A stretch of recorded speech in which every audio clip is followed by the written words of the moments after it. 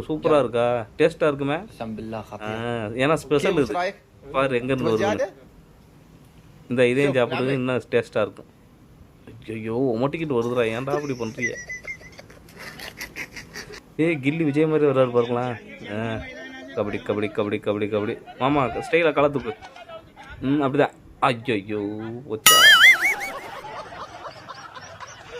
பெரிய தைரியசாலியா இருப்பாரோ. இப்போ பாரு உன்னை எப்படி பயங்காட்டுறேன்னு. இதுக்கு என்ன வெள்ளையும் ஜலமா இருக்கணும்.